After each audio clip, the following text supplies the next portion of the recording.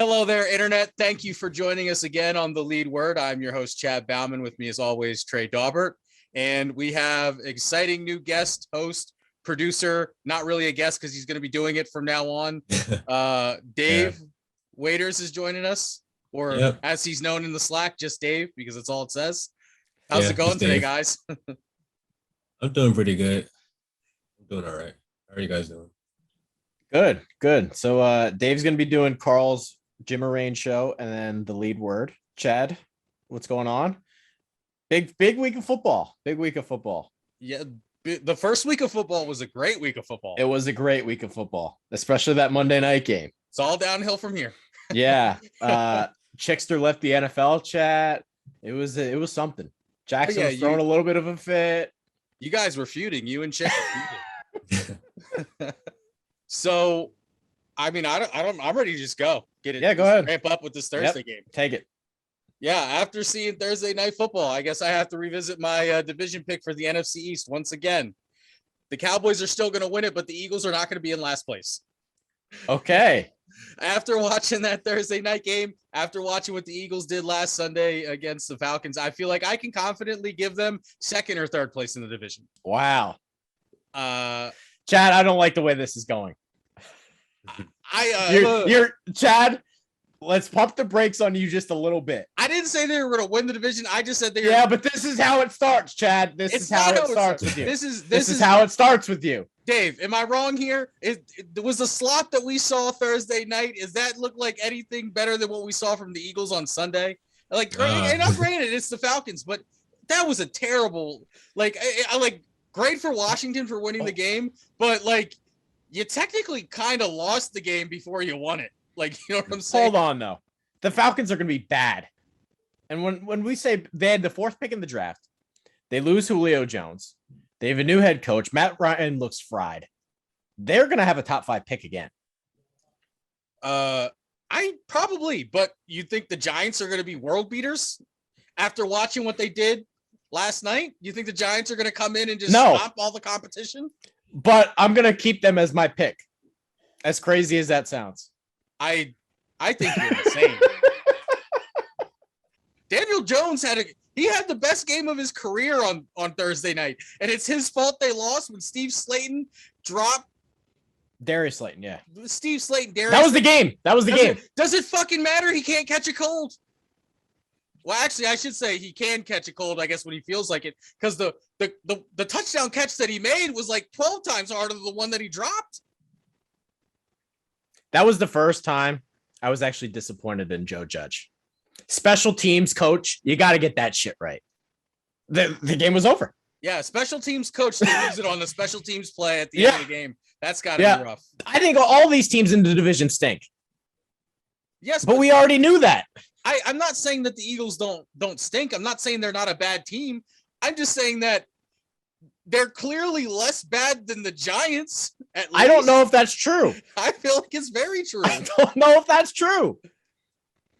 We can get right into that because you wanted to talk about the Eagles because you're going to talk about the Eagles every week. They're going to get killed this week. They're going to get absolutely annihilated this week. I believe so too. One thing is I think they'll put up a few points just because I don't think the 49ers defense is really great right now. They lost one of their starting cornerbacks, Jason Verrett. Yeah. And I mean, technically they lost 2 because Richard Sherman was a starter and then he got domestic violence issues and drunk driving and some other crazy shit going on in the offseason. So he's out. And a matter of fact, they even asked Shanahan about it. And Shanny was like, yeah, we might give him a call. Your team's going to get killed, though, this week. Yeah, they're going to get smacked. I truly believe so. I mean, because there's a couple things with last week against the Falcons that I noticed. People, and it's not so much in the Philly area, a little bit here, but even seeing some of the ESPN people oh, the Eagles, they blew out the Falcons. They're back. They're it's okay. It's the Falcons. First off, the Eagles didn't really beat the Falcons. The Falcons more or less beat themselves. Every time the Falcons made a play, it was okay, red, flag on the play, holding, or I don't think they could have looked worse. They were bad.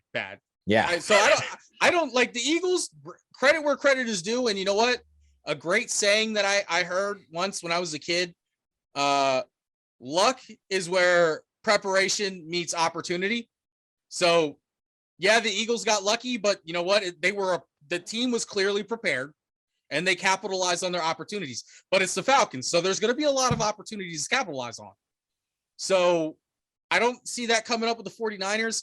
I just want to see them open up the offense.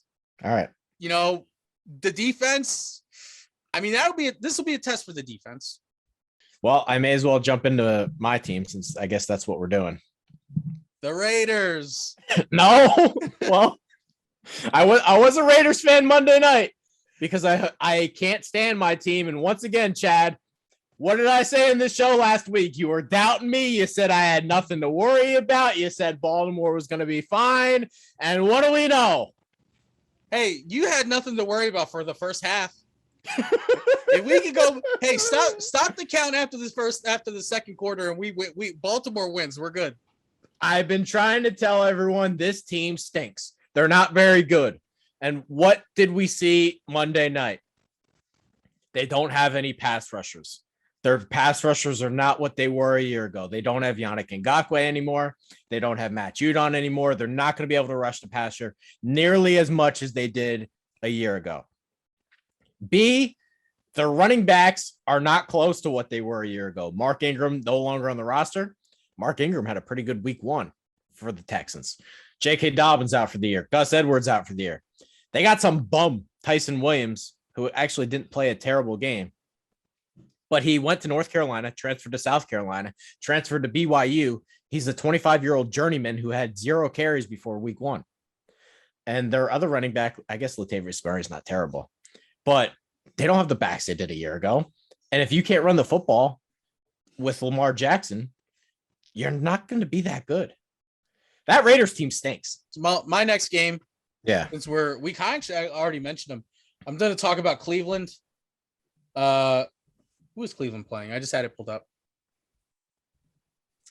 Cleveland is playing Houston.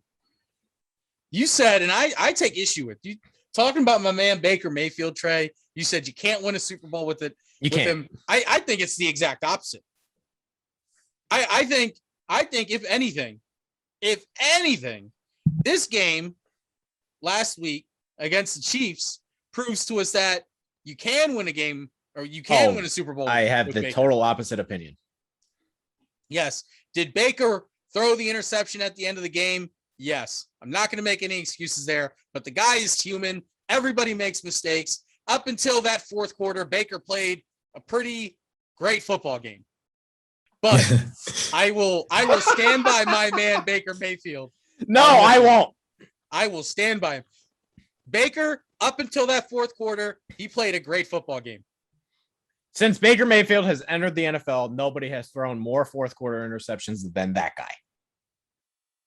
Nobody's perfect.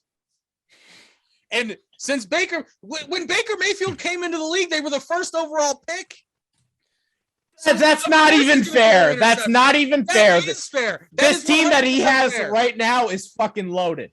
Yeah, right now we're not talking about. But you said since you brought up the precedent since he came into the league. Yes. Well, he didn't come into the league this fucking year, so you count those years where that team sucked, and you look at it and say he's playing for a bad team. Hold on though.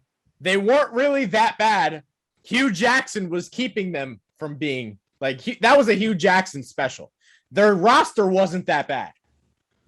Doesn't matter. They still had the fourth overall pick. Hugh Jackson could walk into the Chiefs locker room tomorrow and everything would go downhill. They'd go 0-17. Exactly. He only dealt with Hugh Jackson for 1 year. Okay. Not even like 8 games or whatever. No, it was 2 years. Well, 1.5 because Hugh got fired. Didn't Hugh get fired in the middle of the second year? Because didn't they go 0 they went 0-16? No, I thought he got fired. Kitchens was the interim coach. He got hot at the end of the year. No, you're right. Then Kitchens was the head. You're right. Coach. They went 0-16, and then the second year, or they drafted Baker, and then the second year he got fired in the middle. He got fired midseason, and then Kitchens came in. Yeah. I don't know. It's your game next. Yeah. Oh, that's right. New Orleans, Carolina. I don't know what to do with this game, which is why I want to talk about it. I'm in on both teams. I have been in on both teams. I'm not sure there's a bigger Jameis fan than me. Is there in our company? I don't think there's a bigger Jameis fan than I am. I don't think so. Yeah. Winston, 5 touchdown passes. They blew the doors off of Green Bay this week. And they've got a good defense too. Yes, they do. Meanwhile, Carolina got off to a hot start. They kind of let the Jets backdoor them a little bit into the game. Well, did they? Because I think, didn't like, they didn't score until after halftime, but it was 19-0, like for the entirety of the third quarter. Yeah, they were. I mean, especially defensively, Zach Wilson had no prayer. And in the fourth quarter, he did a little something, but they had that game won within the first 3 quarters. It was over. Well, that's what I'm saying, though. It's the Carolina, they literally only played football for like the third quarter. And they fucked up a lot, too. They only played 1 out of 4 quarters. Like, there was a fumble in the red zone. They didn't convert like a 4th and inches. They didn't play that well offensively. Darnold made 1 big throw to Robbie Anderson. McCaffrey looked good, but I don't know who's better. I think it's going to be an interesting game. I still think there's a chance. The NFC West is probably too good, but I still think there's a chance both teams are playoff teams. I'm not 100% sure that Tampa Bay is a lock to win the division. I still think both of those teams have an outside chance. Maybe it's an outside chance, but I wouldn't rule either of them out. I think this is an important game. I think it is an important game as well, but I would say that I feel like you could probably lock it in on the Saints. So you're like, I don't even know what to do. You could tell me either team won this game and I believe you. I feel like you could absolutely 100% lock it in on the Saints because, all right. I mean, we've been seeing what, Sean Payton's been coaching up with a failing Drew Brees and, Taysom Hill as quarterback. That can't be understated. How bad Drew Brees, nothing. You have not only an immediate, but like a very clear upgrade. Yes. At quarterback this year. Yes. And Sean Payton just said, "Oh, my quarterback can throw the ball this year." Did you see a stat? Yeah, Drew Brees has never thrown the ball 50 air yards. Yeah, it was something like that. Yeah, I saw that. Winston had a long touchdown last week, and he's never had one. Yeah, I mean, I don't think just because you haven't thrown the ball 50 yards in the air, that doesn't mean that you're not a good quarterback. Yeah, but Jameis Winston, I feel like I don't want to say I don't know if at this point I can say if I think Darnold is better than Winston or Winston is better than Darnold, because to be fair, this is the first time Jameis has had LASIK. This is the first time he's got a competent team around him. Competent team. This is the first time Darnold has a competent team. I don't want to say competent team because, to be fair, his last year in Tampa, he had a good team around him. Yes. I think the coaching was just bad for his entirety of his career with Tampa. So this is the first time he has good coaching. This is the first time that, we'll really get to see what he can do. This is the first time we're seeing Darnold with a team around him. Well, let's do this because it's Dave's first show. Dave, tell us a little bit about yourself. There we go. Okay, cool. I'm a college student studying media arts at NJCU in New Jersey. I don't know what else to say. I can help you out. Dave, if you had the choice between fighting 100-year-old and 101-year-olds, who would you choose to fight? I'll probably choose the 100-year-olds. Okay. See, that's what I said. Yeah. That's what I said. That 100-year-old, he's a World War II vet. He could be a little scrappy. You never know. You got a bunch of babies. All you got to do is kick them real quick, and it's a wrap. Yeah. Trey wants to fight the World War II vet, though. Yeah, I would fight the 100-year-old. I mean, I don't know. Maybe. But the babies seem a lot easier than a bunch of old people. I mean, you might get a little bit fatigued after a while, just that repetitive motion. But that's what I'm saying. You get tired. I mean, just a couple jabs here. Then you just work on the left. Work on the left, switch up, go back to the right. But I one, again, I would feel bad beating up a 100-year-old because now, like, I feel like I'm disrespecting World War II vets. Like, I don't want to fight that guy. This is the greatest generation. Like, they, Sally Riveter and whatever the chick with that was going like this. Oh yeah, I remember that. Let's see. I don't think we have anything else, so I think we can go ahead and wrap it up there. Unless Trey, you have anything else you want to say? Nope. All right then. So Dave, thanks for joining on as the producer. We're gonna go ahead and get you eased into it this week, and then next week we're gonna let you. I'm gonna give you the Jalen Hurts treatment. I'll put the kid gloves on week 1, and then I'm gonna open it up week 2 and let you run the offense. No problem. Don't forget to check out our Patreon. You go on and subscribe to the Patreon, set up with the tiers, and get whatever the prizes are. Don't forget to check out the YouTube don't forget to check out the Facebook page. You can like us on Facebook, follow us on Twitter, Vendetta_media.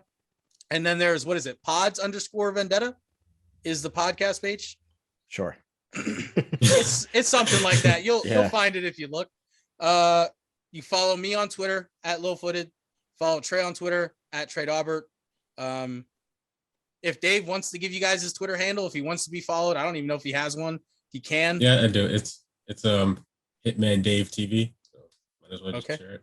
Yep. Check out Dave if you want to follow him, because that way, you got follow all 3 of those or all 5 of those Twitter handles that I sort of tried to give you, because that way you can find the shows. If you're watching on YouTube, subscribe to the channel, ring the bell. That way, like the video. That way you can, get notifications when we post new things. It's not just the lead work here. We got, Tan show. We got all the gaming stuff that we're doing. Go check out our Twitch channel. Go subscribe to the Twitch channel. That way you can get all the some cheese emojis and whatnot. Other than that, thanks for watching, and we'll see you next week.